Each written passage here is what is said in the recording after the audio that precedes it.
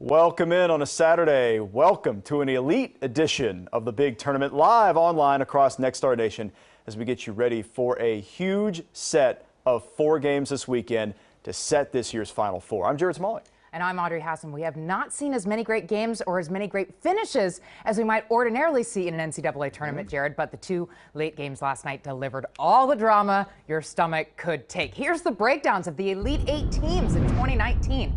3 of the 4 1 seeds made it. North Carolina knocked out last night by the highest remaining seed, Auburn, as a 5. Only 2 teams back in the Elite 8 who made it last year. That's Duke and Texas Tech. The Red Raiders seeking their first ever Final Four. They'll be on the court tonight. Here's a look at the big board showing the path to Minneapolis. Oh, we're down to 8. Isn't that amazing? Colorful as well. And if you like big brands and you cannot lie, this tournament is full of them. Duke, Michigan State, Kentucky, they're all there. But you got a bunch of the teams eager to make their national breakthrough. Can Gonzaga win the national title this year? It's going to be a fun weekend to follow it all. Definitely, Jared. We'll start with our live reporters across the country, and we have team coverage of the Midwest Region Final. Yeah, everybody's there in Kansas City, and for good reason. It's Kentucky and Auburn, an all-SEC fight for the Final Four. We're going to start with the Wildcats side of this thing. Jessica Wimsett joins us live there at Sprint Center in Kansas City. Place is crawling with Big Blue fans last night. We saw that. The Cats trailed in the final minute. P.J. Washington coming back from his much ballyhooed injury, blocks a shot. It eventually turns into what becomes the game-winning 3. They take the lead for good. Washington's return turned out to be perfect timing, right?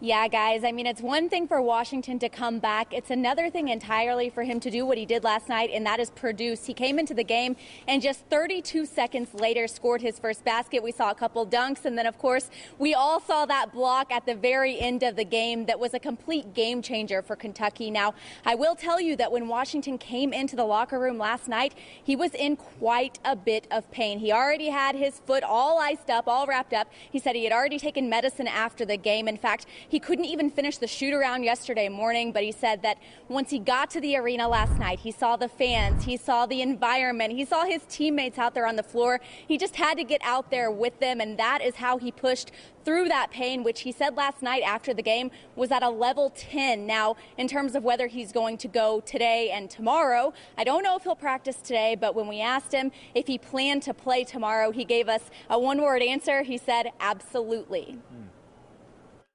Yeah, I knew it was going to go in. I feel like every shot I shoot is going to go in, but I just shot it with confidence and didn't hesitate. Just down 1, down 2, and being able to hit a 3 like that, it's just a dream come true. He didn't listen to me when he caught it. I said, drive the ball, drive the ball. He shot it, and I said, great shot, Tyler. Way to make those plays. I knew it was going in. I got that much confidence in him. I mean, that's my brother. I knew about how many hours he put in the gym, his confidence that when he got that little bit of space, I knew it was going in. He works on that shot every day. I'm very confident in Tyler's game. And when he missed the free throw, he looked at me and said, man, I don't know what's going on. I said, chill out, you boy wonder. So he made the next 2 and he made the 3, so I'm proud of him. And it's interesting, Jessica, Kentucky had a big... And what you guys just heard right there, that was the other... Go ahead, Jessica. Sorry, that was the other player who made a big difference last night, Tyler Hero. He was, obviously incredible. Him coupled with that return of P.J. Washington was a complete game changer last night. Certainly was. We're going to get into Auburn now. They will not have their big man. We saw that last night, a very upsetting situation. We'll get into that a little bit more here in a second. These 2 teams obviously know each other very well. Played twice this year. Kentucky won both those games. And I should mention the second meeting between these teams was a blowout. UK looked really impressive. How does the injury for Auburn and the familiarity between the teams maybe alter Kentucky's approach tomorrow? Well, to be honest with you guys, I don't think it changes Kentucky's mentality a whole lot. And the reason why is that, while it is a huge loss for Auburn, Kentucky has been in that exact same position here lately. They know what it's like to lose their best player, but that also means they know what it's like to rally around that guy and simply have the mentality of surviving and advancing. And, they've talked about that a lot. And I think that means they are not going to take this Auburn team lightly whatsoever, no matter who they have out there on the floor. All right, Jessica Wimsett reporting for us from Kansas City. Appreciate it. We're going to check back in Kansas City in just a moment. I want to remind you, you are watching the big tournament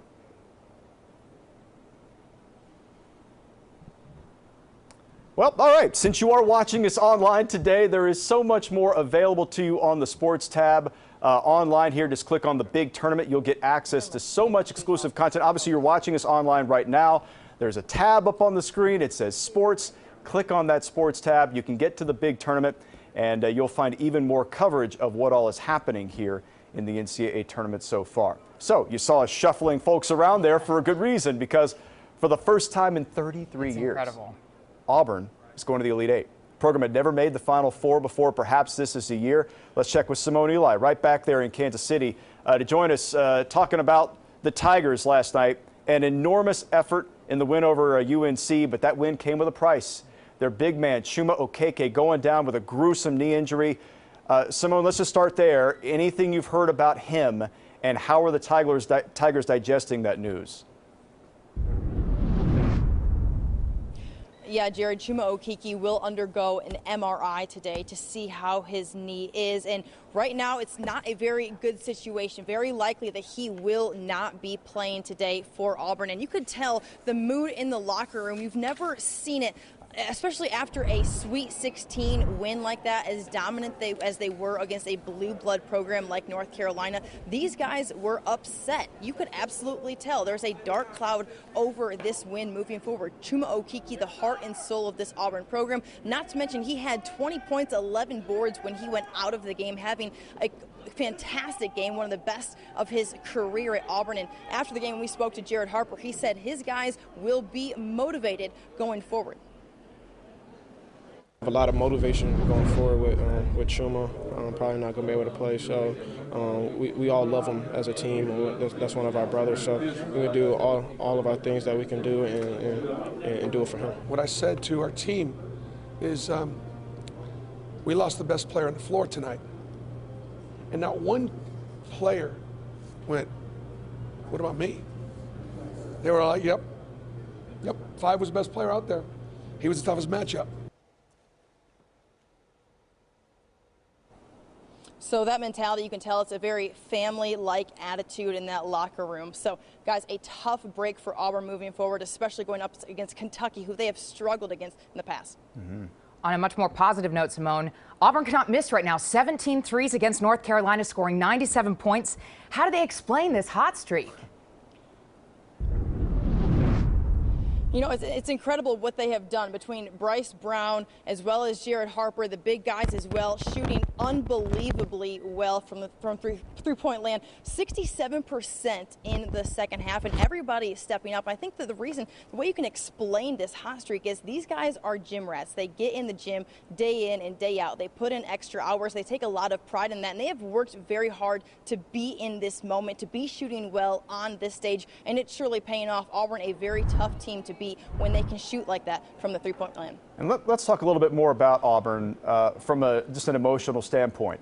The fact that, as we mentioned a moment ago with Jessica, the fact that this team has lost twice to Kentucky, the fact that they've lost such an important player to their team, emotion's going to be an important factor, right? But you wonder, is that a good thing, or could that be problematic? You wonder how players handle emotion. What's your sense of the Tigers in that regard? Yeah, you know, I think that they're just going to go into this game very headstrong, especially because of the Okeke injury. They're going in extremely motivated, and the bottom line is it's hard to beat a team 3 times, and the 2 losses that they have to Kentucky this season are very different losses. At home, just a 2-point loss where they battled back. I was there for that. The energy inside Auburn Arena is incredible, so of course that helped Bruce Pearl's gang. But then at Kentucky, almost a 30-point loss. So we'll see how things pan out in the rubber match between these two teams, but Auburn can play very well. You never know how things could pan out again at this level in an elite game, just their second ever in school history. Excellent points. Simone Eli joining us from Kansas City Live. Thanks very much to both you and Jessica for your team coverage there of what's going to be a phenomenal game tomorrow. Time to check on what's happening today. Exactly. Let's get to the first game we'll see tonight, the West Region Final in Anaheim, where the first ticket to the Final Four will be punched. So this interesting matchup, right? Because you got the top seed Gonzaga. It seems like they're bound for the Final Four, right? The way they've played all year long. But if you've watched Texas Tech, that may not be such a sure thing. David Collier joins us live. We've got him there from Anaheim to talk to us about this game. Let's get into this a little bit with Tech. They were in the Elite Eight last year. And after what they did to Michigan Thursday night, they seem determined to take the next step, right? Yeah, guys, going into the locker room after the ball game, you could just tell that the mission hadn't been accomplished. A year ago when we were in Boston and they beat Purdue in the Sweet 16, they knew that that had accomplished something. You know what I'm saying? It was the first time in program history they had made it to the Elite Eight. Not so 2 days ago after that win against Michigan. It was like we knew we were going to do this. We knew we could do this, and now we've got another job ahead. Brandon Francis, a senior guard, hits some timely shots most of the time when he's on the court. He mentioned the fact that usually we get excited with Coach afterward. We chest bump and everything. I told him, no, we can't do that, Coach.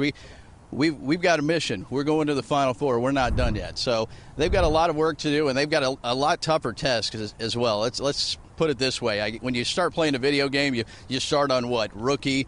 You work your way up. It's basically been that. Northern Kentucky to Buffalo to Michigan, now the #1 seed in the West with a couple of guys in Rui Hachimura and Brandon Clark. The Red Raiders know they're going to have their handfuls later tonight at the Honda Center. Now, Tech led by their homegrown superstar Jarrett Culver, who had another big game last night. He's almost certainly headed to the NBA after the season. Now, is the country finally taking notice? Yeah, guys, I think the country finally is, but let's be honest. Most of the guys that make the decisions in the NBA, they've known for quite some time this season. He's been in the top five lottery picked in a lot of mock drafts throughout the year. He's averaged 22 points a game here in the NCAA tournament, and he did a great job against Michigan. The thing about him, it seems like he does it quietly. You guys have been able to see him do it on the court. Very soft-spoken, but a team leader even as a sophomore. I mean, think about it. This team has only been to 2 Sweet 16s before this year. His freshman and sophomore year, he's helped lead them to places they really haven't been before, and just 40 minutes away from first time in school history. All right, let's talk about Gonzaga a little bit. Their own superstar, Rui Hachimura, National Player of the Year candidate. Zags remain the highest scoring team in the country, 88 points per game. 88, I think, also makes the flux capacitor work, so you can go back in time. Has Tech seen, exactly. Do you think Tech has seen anybody like the Bulldogs this season? Well, they played Duke earlier this year back in December at Madison Square Garden. I don't know how many people can say they were on that stage earlier this year against another #1 seed like Texas Tech, and they held their own against the Blue Devils. They got cold from the field at the wrong time late in the ball game. They turned the ball over 24 times against the Blue Devils. They forced 19 turnovers, but if you're turning the ball over 24 times against any #1 seed, you're not going to have a chance. They can take care of the basketball tonight and play the defense that they played. They're #1 in the nation in defensive efficiency. There's a reason they're playing in this ball game. People nationally finally noticing it's something that's we've noticed for quite some time in Lubbock, Texas. All right, David Collier, I got to tell you, that is going to be a fun, if you like offense, that is going to be fun tonight. David Collier, thanks so much for joining us there live from Anaheim, California. Thanks, David. Now let's talk about the late tip tonight in Louisville. We'll take this one team at a time. Purdue has not been to the Final Four since 1980. Thank you. I had mixed minus. Sorry. In an Elite Eight in 19 years. Carson Edwards, the spark in getting the Boilermakers there, the leading scorer in the tournament. He's averaging 32 points per game in this tournament through 3 games. But in the region semifinal win over Tennessee, he was not alone out there, getting a monster performance from Ryan Klein, a shooting clinic with 7 threes. If Klein plays like that tomorrow, Purdue might be Final Four bound. He spoke with our Megan McEwen. Purdue back in the Elite Eight for the first time in 19 years. Your team never succumbed to pressure despite Tennessee coming back from down 18. How has this team been able to maintain its composure in close games? Yeah, I mean, obviously, it's evolved throughout the season. And, the first 11 games, we had close ones where we just couldn't quite close out. But, this team's matured and we've grown. And obviously, last night we kept our composure. Speaking of maturity, head coach Matt Painter takes a lot of pride in recruiting guys that stay for 3 or 4 years. How has having 3 upperclassmen in the starting 5 helped get you guys to this point with the experience? Yeah, I mean, it's been great. We learn from so many different guys. And, it's not just on us. My first year, Raphael Davis came in, and he really set the tone for guys like me, those younger guys. And, you got to give them a lot of credit. They really helped us out for days like yesterday. Speaking of yesterday, career night for you, 27 points, 7 for 10 from 3. What does it take for you to get into that type of zone? You know, it just kind of happened. I mean, my teammates did a really good job of getting me open, getting me the ball. And, you know, there are times where you just kind of know it's going in, and those are obviously great feelings. Thinking about your playing career, where does that performance rank for you on your list? I'd say that's number one. It's up there just because, you know, we were having so much fun, and there wasn't a point in the game where we're like, hey, like we're going to lose, you know. We always kept that composure, and, you know, we're just out there having a good time, and that's when teams are really scary this time of year. Purdue needed every bucket you made last night. How do you handle the pressure headed into the next game to perform like that? See, there's no pressure. I mean, if I ended up going, you know, 1 for 8 from 3 and people are bashing me, you know, they can do whatever they want. But, you know, I'm going to go out there and play my tail off and, you know, just have a good time doing it and just do whatever I can to help Purdue win. Spoke to Virginia guard Kyle Guy earlier. I asked him who would win in a shooting contest, him or you. He said he would win. What do you think about that? I mean, that's all right, you know.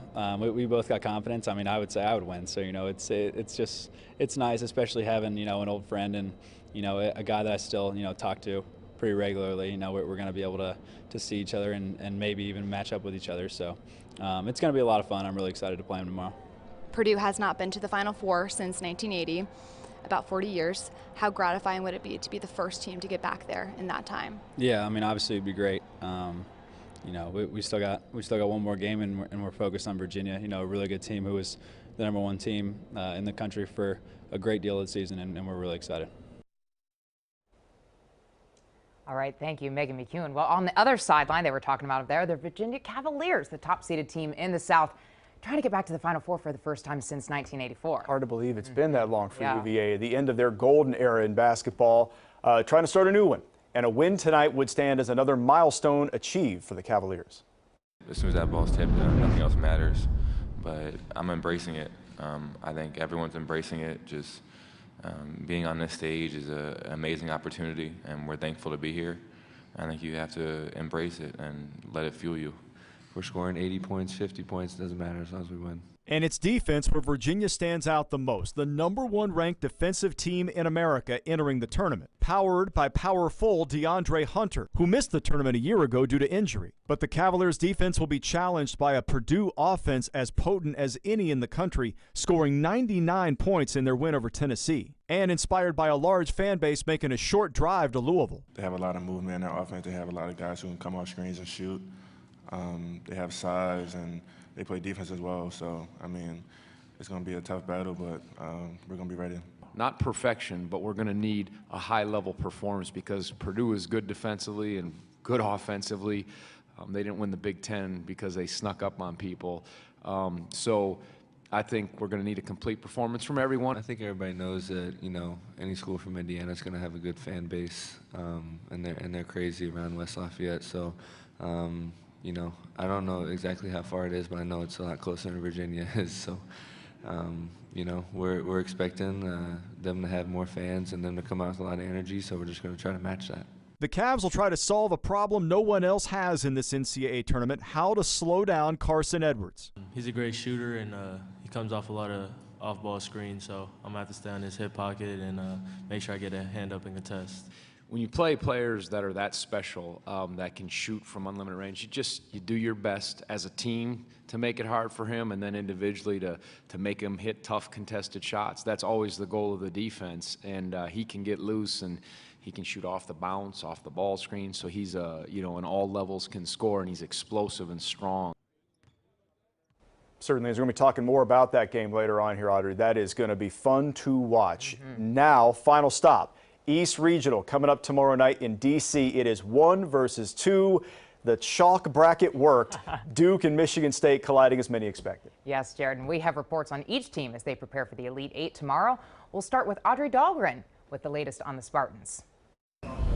Xavier Tillman said it perfectly last night following Michigan State's win over number 3 LSU. He said, "We don't have big, beefy guys, but we do have heart." And if you watched any of that game last night, you saw that heart come through in several areas, but none as big as on the glass. Michigan State out-rebounded LSU 41-34, and it's a major factor in why the Spartans are moving on to their first Elite Eight appearance since 2015.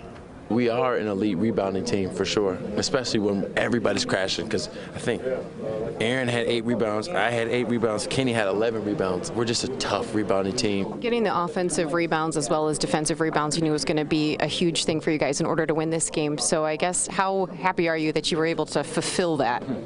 We just really did a good job executing the scouting report. Coaches did a good job in preparing us for what we needed to do, and then we just went out and did it.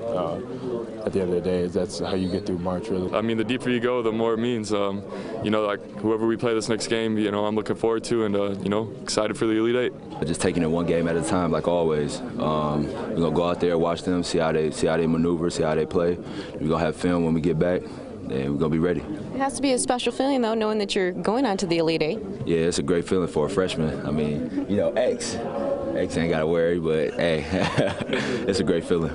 It's, you know, it's a blessing, honestly, and to be able to play for a chance to play in the Final Four is a blessing. That's something every kid dreams about, but to be able to have the opportunity is truly remarkable. If you're a coach, there's no greater time to play than when there's only going to be, you know, so many teams left, you know, and 8 teams left by the time we play, and that's what I live for. That's what I dream of. I think they're learning how to do that, you know. I kind of impose that on them, you know, and it's kind of fun because we still got some former guys that came out here, and I saw Andre Hudson, and I said, Andre, remember now, he coined the phrase, to be the best, you got to beat the best.